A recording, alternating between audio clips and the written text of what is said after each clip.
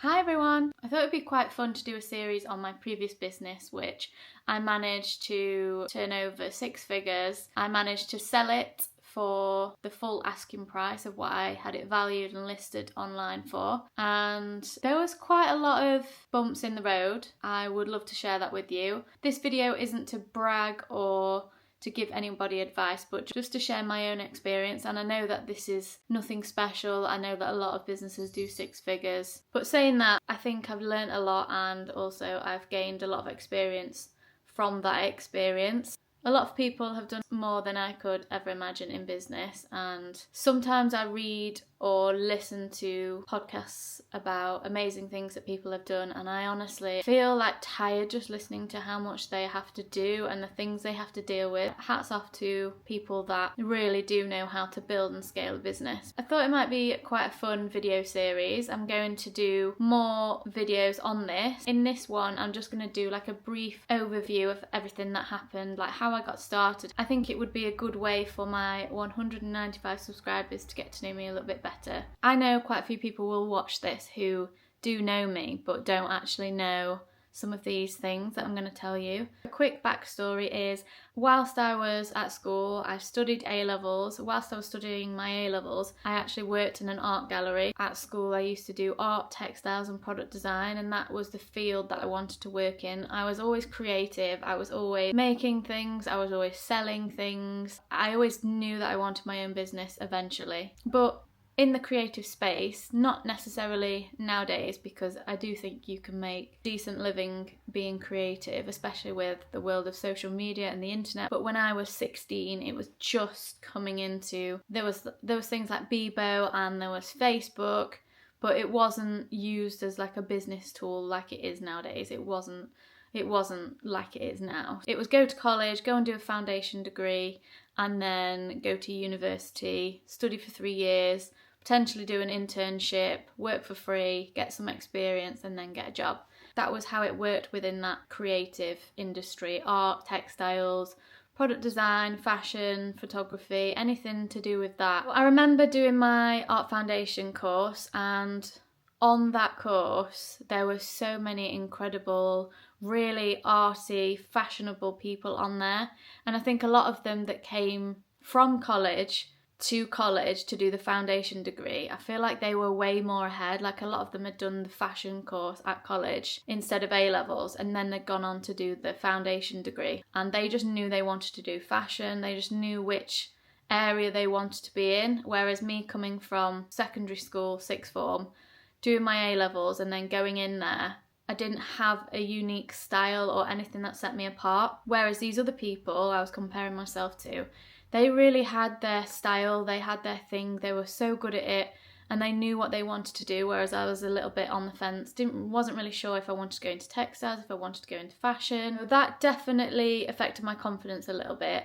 and not necessarily being at college or anything like that. I was quite confident with people and within my work, but the thought of going to university, I think it was quite competitive, especially to get into a good university, a good fashion uni or textiles. I was just not made for that. I also could not imagine myself living in a city. I just love living in the countryside. I've been brought up in a national park in England, and so lucky. I really, really do appreciate it now, but I did appreciate it then as well, and I loved it, and I just couldn't imagine being in a huge city. I just couldn't imagine it, and to be honest, I didn't want it, and I knew that it would be 3 years at least, and that would be just the studying, and then if I was to work there or do an internship, that would be another couple of years. I mean, I probably would have embraced it, and I probably would have thrived, and I'd probably be doing something completely different. I probably wouldn't be with Jake. It's funny how things happen and they completely change your life around. So when it came to going to interviews, I just said to my mum and dad, I just had no confidence. I just said, I can't do it. I just don't feel ready. And they basically said to me, well, you need to, if you're not going to go to university and you're not going to pursue that, especially for the time being, then go and get a job. So I was working in an art gallery at the time on weekends, but that wasn't enough. I needed to do something that was going to progress me further, or just become a full-time job where I could then save some money and then make a decision on what I wanted to do. My gran was a hairdresser, my dad's mum, and my dad said, why don't you go and do a hairdressing apprenticeship? I thought that's a very creative job, and I used to get my hair done and I used to think, wow, you know, they must be making loads of money. So I thought, well, I could definitely do this. I could definitely be a hairdresser, have my own business. Something that I always knew is I always knew I wanted to work for myself. That was another reason why I didn't necessarily want to go to university and go and get a normal job, because I wanted to do something for myself, for sure. Another thing is when you do an apprenticeship, which is what I went on to do, hairdressing apprenticeship, you earn whilst you learn. Even though it was just rubbish, I think it was less than what I was actually earning working at the art gallery, which I eventually had to give up because the salon wanted me in on a Saturday for a couple of hours, and the gallery was mostly Saturdays, so I was gutted because I had just the most amazing boss, and I used to meet lots of artists. We used to do art shows, open days, and it was just a really interesting, fun job, and my boss was just so kind and lovely, and yeah, I was really gutted when I left there. Went back to college, which was nice. I enjoyed learning, I made some friends. One of the girls that I went to college with actually ended up working in the salon that I owned, and she was lovely. The plan was always to open my own salon or just go on my own eventually. Once I'd got my qualifications, once I'd worked for a bit, got some experience. Started working at this local salon. I pretty much begged for a job. Fast forward to I eventually got my level 2 and 3 hairdressing, gained a little bit of salon experience. I was still quite underconfident in doing clients' hair, and that was another reason why I left the salon, because I think when you are really nervous and you have somebody expectant of you to just go for it and do it, and you don't have the choice because obviously you're working for somebody and they've got to make you pay, it made me get really nervous and anxious about doing people's hair because I just didn't feel confident in it. It was especially men's hair. I just didn't quite understand how to do men's hair. My boss just used to walk in and she used to just be like, no, go and cut his hair. And I'm thinking, I don't actually have a clue how to cut his hair. No idea. So he's just going to be really unhappy, and I'm going to be really embarrassed. So I ended up quitting there and going mobile. I just started doing the hair services that I felt comfortable and confident enough to do, and then built from there. Started doing some, like my brother's hair, my boyfriend's hair, started doing more men's hair, and then gradually was able to do pretty much any kind of hairdressing. And I also then started specialising in hair extensions and wedding hair. It was the main thing that helped me make the jump to opening a salon, because I'd got so many weddings booked in. So I knew that, say next year, because obviously weddings are booked in advance, I knew I had this amount of money pretty much guaranteed, because there's only a couple of reasons why somebody would cancel their wedding. Everybody would always pay a deposit, so I'd always got the deposits, and that enabled me to just kind of know that I pretty much had that.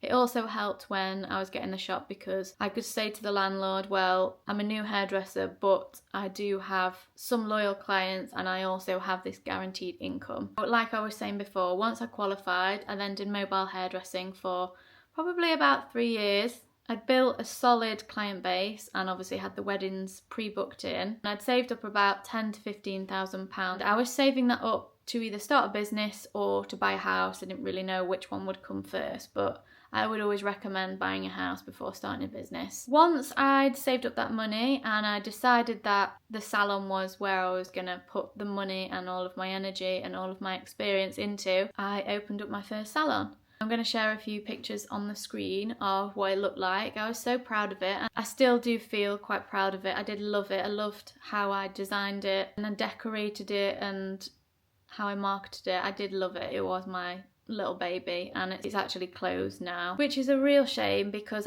I would have loved for it to have carried on. I would never have wanted it to not be there anymore and not be running as a successful business, but that's what happens in life and business. So the basis of it is I ran it for around 3 years, and this was over the COVID pandemic, and I managed to turn over 6 figures. which was actually a detriment to the business, because when you own a small business and then you become VAT registered, which the VAT threshold used to be about £85,000, once you go over that, you're then paying 20% tax on any services that you provide, any products that you sell. See, for me, I couldn't really claim much VAT back on anything, products and tools. My business was business to customer, so I couldn't charge customers an extra 20% on their services. So I had to sink the cost basically, and that really did cripple me because I was turning over six figures. I would say I wasn't big enough to sink that cost, if that makes any sense. I could go into that in another video if anyone's interested, but I'm not going to go into it too much in this one. This is just an overview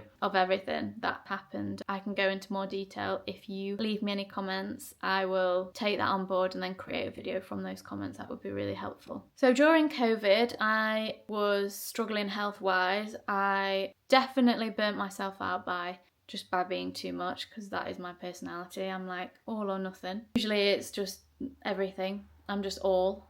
There's never any nothing. I just seem to be on it all of the time. During the COVID pandemic, I found out I had a problem with my thyroid, which I was struggling for months and I just didn't know what was wrong with me. And it eventually got to the point where it was diagnosed and it halted me working and functioning, especially in such a physically and mentally demanding business. At the time, I was really upset because I felt like I'd taken my business and everything that I worked so hard for away from me, because I couldn't physically carry on how I was going, and how I was going was all for it, like pushing the business. I was even thinking of expansion because I really wanted to step back. I didn't want to do the hairdressing. I wanted to be a business owner. I wanted to be the manager. I wanted to be doing the training. I just didn't want to be doing behind the chair and then everything else that a business entails, the accounts, the managing staff.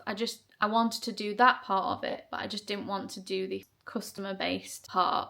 And unless you have a couple of salons, it's very hard to be able to do that and pay yourself a wage. Probably like a lot of small businesses, really. It's really hard to step back unless you're making a certain amount of profit. I do feel like it was a bit of a blessing in disguise because it made me reevaluate my life. I did realise that I had no life apart from work, and my home life was just non-existent. I had anxiety on my days off because I felt like I should be working, I should be doing something, I should be progressing, and it was that constant drive, constant anxiety, constant, like I was just palpitating all the time, like constantly thinking of things. I'd be up at night working on my website and I just would never stop. I just realised that was probably the cause of the thyroid issues. I was just so burnt out.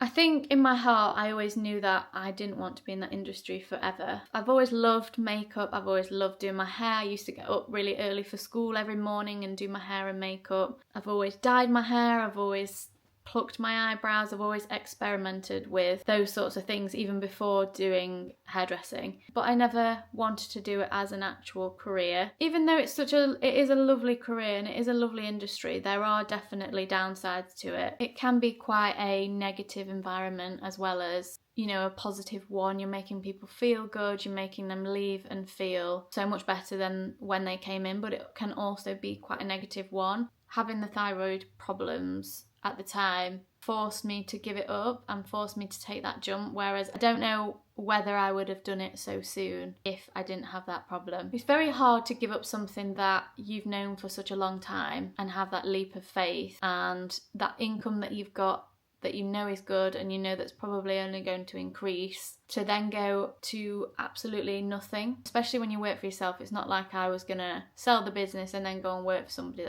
That was just never an option. So I knew that it was going to always be tough. I'd had it so easy with the business. It was like a natural growth, a natural progression. And to have that again in something I knew was going to be a lot tougher.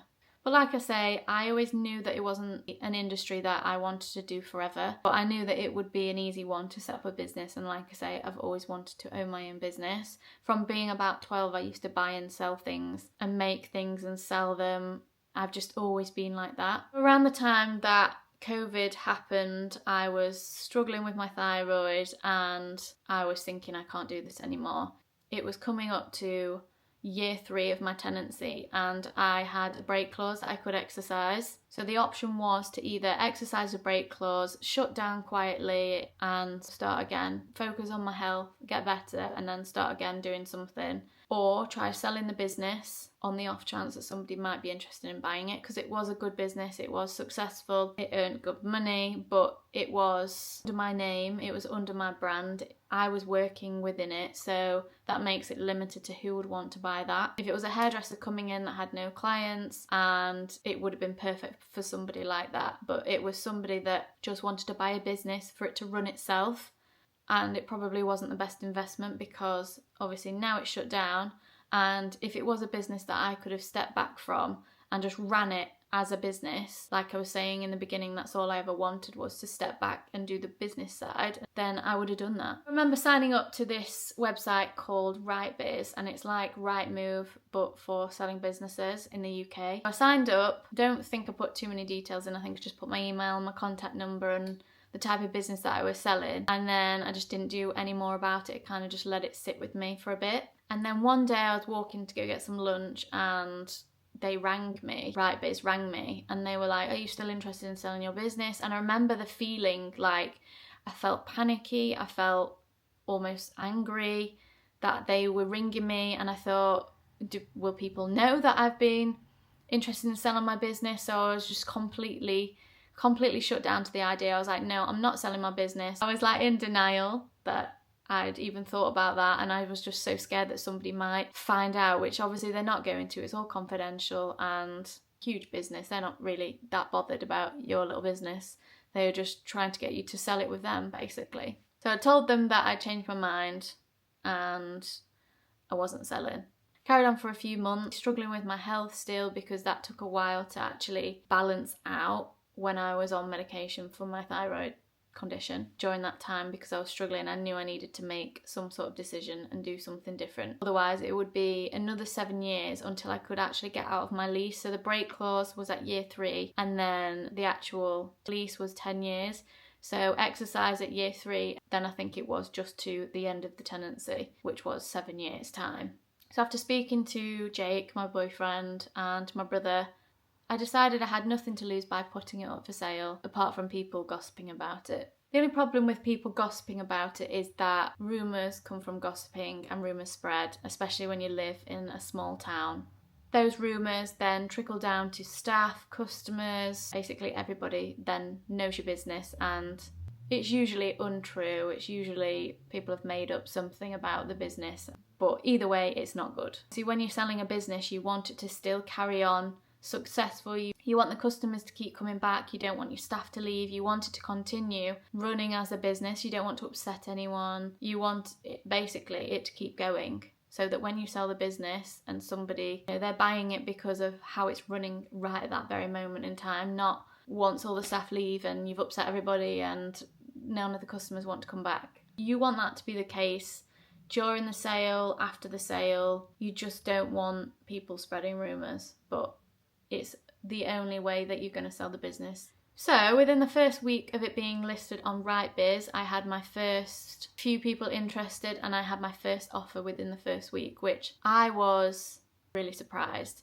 because in my head I was happy to leave that business shut down, go quietly and cut my losses. Earned good money for the last couple of years. Obviously made back what I'd invested initially into setting up the salon, so I thought I could just sell some of the bits, leave quietly and just start fresh. So to have somebody interested in buying my business for what I'd had it valued at was crazy to me, and really eye-opening and exciting. So the offer that I got was the full asking price, but with a retainer. Can't actually fully remember what the retainer was and what it was for, but it basically means money held back after the sale until you meet some sort of criteria. I can't remember what it was, because I think this was done over the phone. I remember sending a counter offer proposal, basically saying no retainer, full asking price, I'm not in a rush to sell, and that I'd got other people interested, which was true. I wasn't in a rush to sell, but I obviously did want to sell. I also agreed that I would do a 4-month handover period, so I'd work there for 4 months, training new staff, showing them how it works, how it runs, And the reason why I said no retainer was mostly because I was confident in the business. I didn't need to have a retainer and try and keep the business going for them. I just knew that it wasn't going to change. None of the staff had shown interest that they were going to leave or anything like that. I knew it was going to continue running the same, but I just didn't want to be tied to somebody that I'd never even met. I didn't want to be trying to continue, especially when I wasn't feeling the best, to have to push that business when it wasn't my business anymore and try and get the retainer. So I sold the business for £45,000 after taxes, solicitors, the right biz fee and anything else. I probably went home with £40,000 around about. During running the salon, I saved most of my earnings, which I then, when I sold the business, I invested pretty much the whole lot, everything, every scrounge, every penny that I had into this project with Jake, which is 2 fully renovated holiday lets and a commercial workshop. This probably takes me 1 day a week, I would say, to manage, spread out over the week, but on average about 8 hours. If you want to say a full working day is about 8 hours. And then the rest of the time I can spend making videos, creating content, which is something that I really want to do this year. I'm now free and it's the most amazing feeling ever. It was the best thing I ever did. I sometimes think about the salon and people sometimes ask me, do you ever regret selling it? And I 100%, 1000% do not regret selling it. But I also don't regret setting it up. I don't regret all of that time I spent learning how to be a hairdresser, learning how to set up a business. I think from that experience I've learned so much. It's made me a better person. I'm good with working with people. I feel like I was a fair employer, and even just selling the business, setting up the business, speaking to solicitors, landlords, accountants, I've learned a lot, and I think that set me up for going forward with this new business that actually allows me freedom and to be creative in different ways, to be creative in the ways that I've always wanted to be, because I can afford to be now. I'm not having to do something just to pay the bills, which is just incredible. This video was just a brief overview of how, why, what I've done over the last 8 years. But if you'd like me to go into more detail on anything specific that I've mentioned in this video, then let me know in the comments below and I'll make a video on that. There is so much that actually went into the sale of the business, setting up the business, running the business, and I feel like I've only just scratched the surface in this video. So if you did like it, please give it a thumbs up. Don't forget to subscribe if you don't already, and check back for more on the series. Bye everyone!